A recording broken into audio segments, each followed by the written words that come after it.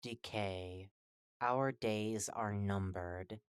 Level 1.3. Malignance. I watched them teeter on the precipice of life and death. The void was beckoning them into its shivery embrace. The poor soul laid wounded on the gurney, their ichor flowing through their ripped plaid shirt and onto the yellow fabric they were laying on. They reached out, perhaps for a deity, even a prayer. They spoke to me, not but a whisper as their hand brushed my scrubs, a trail of blood abandoned there. I grasped their hand as the latex of my gloves squealed against the fresh liquid. The doctor's voice echoed around me as he sutured their chest wounds shut. "It's going to be okay," I said, manifesting as much confidence as I could. I saw a weak smile curl up in the corners of their lips as they closed their eyes. Done. I jolted into action, pushing the gurney into the ward. I checked their pulse and blood pressure, both of which were too low for morphine. I quickly administered a bolus of saline and watched the mortal blow striped across their chest rapidly begin to heal. The sinew gently yet effectively knitting itself back together.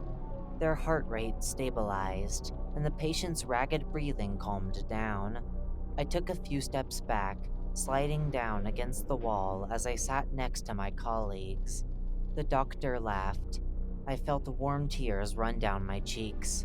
This person had been struck down by an uncaring entity so deeply that it was etched into their ribs. If we could save them, we could save so many others. We could help all of the poor souls that wander out of level 0 and beyond. We could perform miracles here in these rooms. We could save lives not meant to be saved. The healing of this person had changed everything. We finally had a real method of saving lives. Besides stapling them back together, beyond saving people from certain death, this opened up the ability for major surgeries and all types of advanced care. The possibilities were endless. Maybe we could all make it out of here alive. Survival difficulty. Class 0. Safe, secure, devoid of entities. Image caption. The diverging paths of level 1.3. Description. Swathed in blinding pristine white, level 1.3 stands as a shining bastion amongst the shadowy corridors of the Backrooms. The level is roughly 1 square mile of white rooms and corridors, floored by the unblemished tile, made of an unknown smooth material, which feels almost soft to the touch. The surface of the level cannot be sullied by grime, and upon being damaged will gradually regenerate. The level proper consists of a lengthy, single hallway with branching paths to the left and right. Each path leads to one of 16 large rooms, which contain either medical supplies and equipment, or an empty area dubbed a detox zone. The level is popular among the sick and injured, as exposure to these detox zones will rapidly heal them. Broken bones, grievous wounds, high fevers, and even toxicosis can be cleansed quickly, especially with care from the resident health professionals. While it may seem excessive, the work the care team does only amplifies the healing, as they exercise their knowledge to set up patients for optimal recovery. Patients exposed to the detox zones usually leave with heightened immune systems and better overall health. Such a location is highly coveted. As such, the Meg has committed itself to maintaining the level and protecting its entirety. Level 1.3 is easily accessible via Level 1, and Meg operatives can provide guidance to the entrance. Everyone is welcome. However, as the level is small, the Meg manages who enters to help those in need first. The Ward. The Meg has graciously established a makeshift hospital in level 1.3, named The Ward. The injured and seriously ill are sent here to be tended to by a team of health professionals. The ward is stationed in all 8 zones. The doctors there tirelessly assist and provide succor to those in dire need. When exposed to the detox zones, most poisons and pathogens are cleansed in mere minutes, although serious and terminal illnesses can take days or even weeks to purify. Broken bones and superficial wounds heal rapidly. Because of how quick the recovery is, it is recommended that a wanderer waits for medical attention prior to entry, lest the injuries and broken bones heal incorrectly. The healing process detox zones provide, while swift, can be difficult to endure. Many wanderers complain of burning and sharp pain until their wounds fully finish healing. Properly set wounds or bones yield less pain. Congenital illnesses cannot be cleansed. They persist despite exposure to the detox zones. Even considering the miraculous healing provided by level 1.3, the ward would be nothing without its team of incredible doctors. Over 15 experts ranging from general practitioners to neurologists work tirelessly to assist wanderers as they seek recovery. The sanitizing processes of the detox zones enable uniquely extreme surgeries not accessible anywhere else in the backrooms. Even the most invasive of heart surgeries can be safe procedures under the skilled hands of the medical team. To ensure optimal care, doctors are screened for their exemplary bedside manner and expertise. Only the greatest are selected to provide care. The Meg has scoured the backrooms to provide only the finest equipment and physicians in order to save as many lives as possible. Countless have been saved within the confines of the level. While the ward handles intensive care, the smaller detox zones are used for those in need of acute or long-term care. Due to its serendipitous proximity to Base Alpha and Level 1, the injured and sick can quickly receive medical attention. The Meg takes pride in the quality care and exemplary behavior of their care providers. Entrances and exits. Level 1.3 can be accessed by no-clipping through a white wall near Base Alpha in Level 1. One may return to Level 1 by no-clipping into either end of the main hallway. Revision. Click to open attached documents. Warning. The Meg has reclassified this level as a dead zone. Only sanctioned operatives may enter. Thank you for your cooperation. Several anomalies have been recorded in Level 1.3 following the appearance of what is suspected to be Decay. There have also been reports of the detox zones producing strange effects. As such, the Meg has forbidden entry to the level until it has been properly investigated. The following is a collection of documents regarding the potential presence of Decay, collated and prepared for further use. The following document contains details of blood and gore. One may read at their own risk. Document 1. Initial Autopsy Report by Dr. Rieth. First of all, allow me to apologize for my horrible handwriting and the informal nature of my report. Despite all of the time I've spent in Level 1.3, I've been completely unable to heal any of the ongoing nerve damage in my wrist. Regardless, I've included the 3 autopsy reports that you have requested. Open Autopsy Report Case Number 714. Case Number 714. Autopsy Report. Who is the deceased? Name, Todd Stevens. Age, 37. Sex, M. Address, Level 11. City, State, Zip Code, non-applicable. Phone number, non-applicable. Age, 37. Race, unknown. Sex, M. Length, 5'9". Weight, 196 pounds. Eyes, green. Hair, brown. Beard, none. Blood type, A positive. Contents in blood, high white blood cells. Rigor mortis, yes. Liver mortis, yes. Marks and wounds. A map of the marks and wounds on the body is displayed on screen. Severe skin reaction leading to infection. Kidneys in complete failure. Eyes damaged from immune response. Severe skin damage from self-inflicted scratching, likely result from allergic reaction. Probable cause of death, autoimmune response attacked kidneys plus eyes. resulting in renal failure.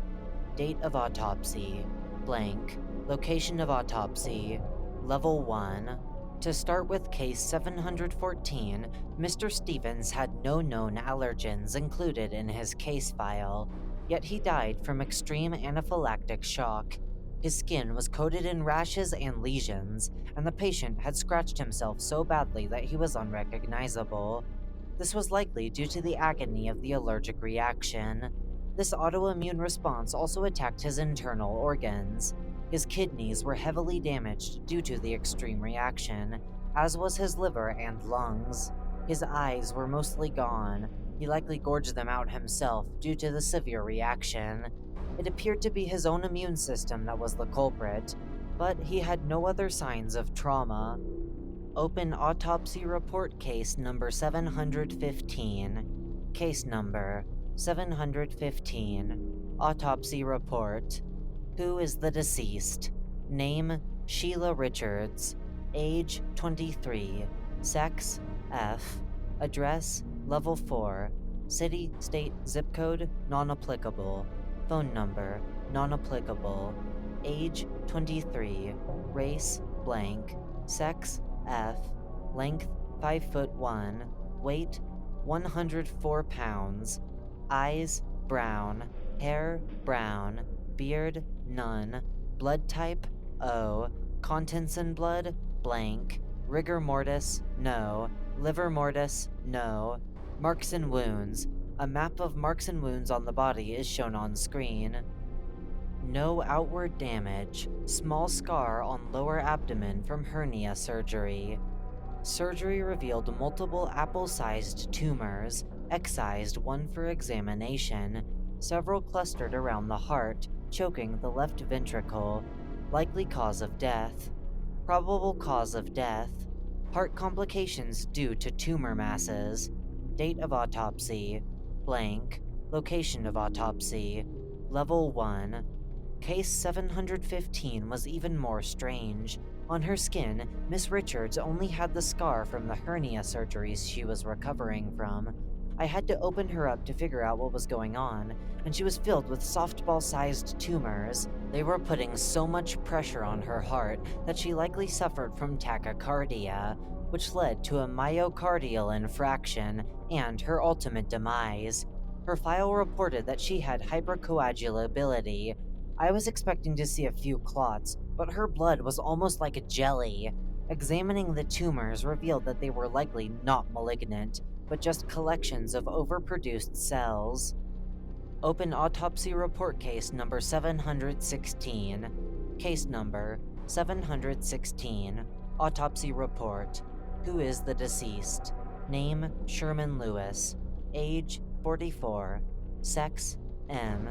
Address, level 1. City, state, zip code, non-applicable. Phone number, non-applicable. Age, 44. Race, blank. Sex, M. Length, 6'3". Weight, 164. Eyes, blue. Hair, blonde. Beard, yes. Blood type, AB positive. Contents in blood, no blood. Rigor mortis, bone structure fractured. Liver mortis, no liver. Marks and wounds. A map of the marks and wounds on the body is shown on screen. What appears as cuts are splits in the skin. Victim found esanguated in a hospital bed. Organs liquefied. Bones fractured. Probable cause of death, blood loss. Date of autopsy, blank. Location of autopsy, level 1. Case 716 is the strangest of them all. Upon cursory glance, I thought someone had mutilated the corpse, but the cuts were splits in the cadaver's skin. This was the result of internal pressure and the body being chilled for the autopsy. His organs were liquefied as a result of having far too much fluid in his body, likely from blood overproduction. The internal pressure fractured bones and ended his life. This is also evident in the ruptured blood vessels in his limbs and in his eyes. Conclusion. Each victim appeared to suffer from different issues, but there's a connection between all of them.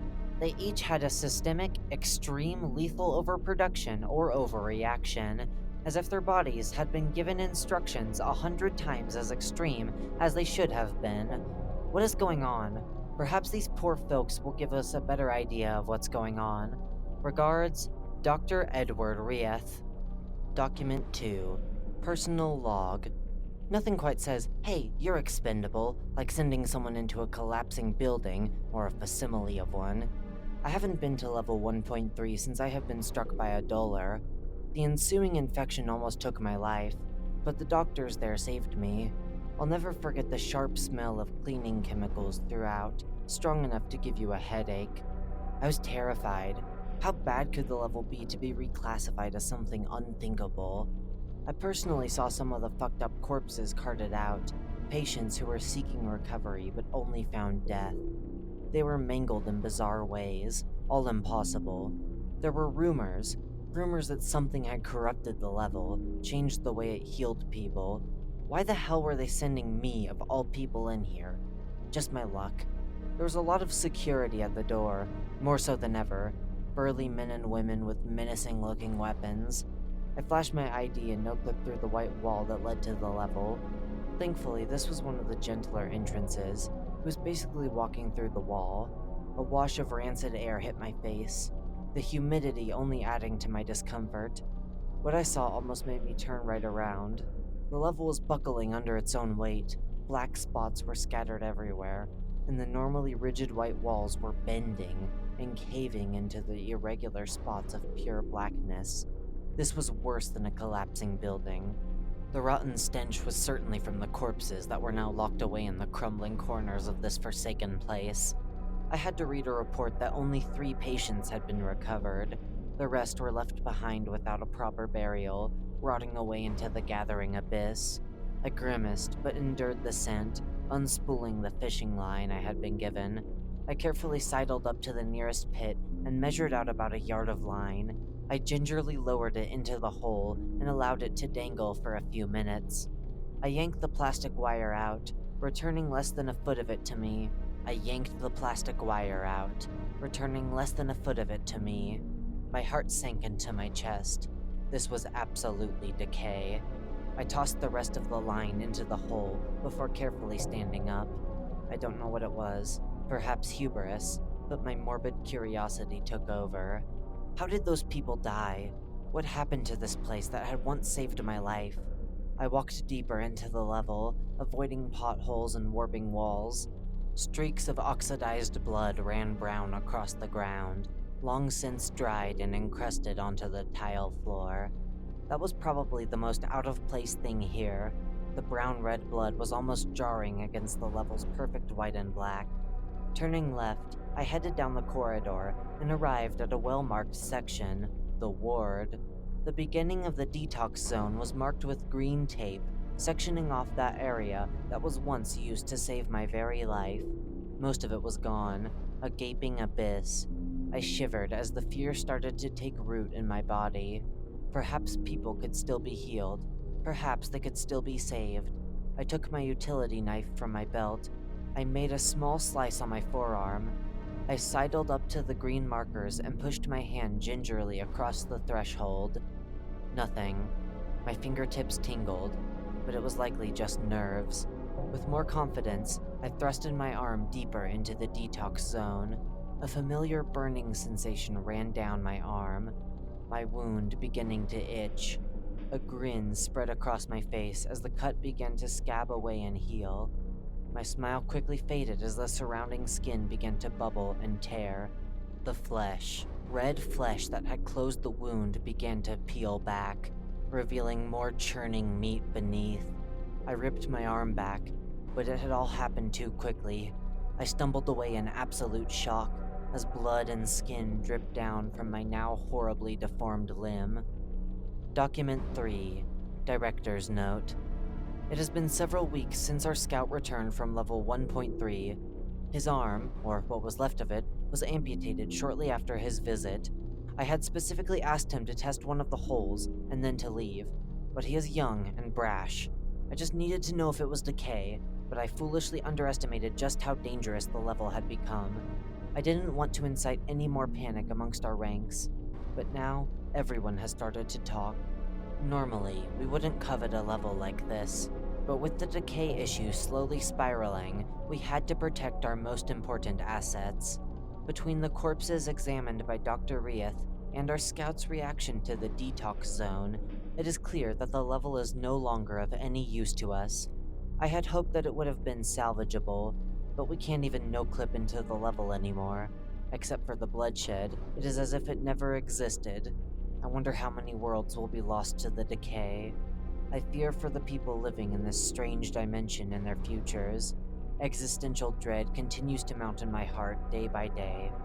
What if we can't stop this? Where will it end?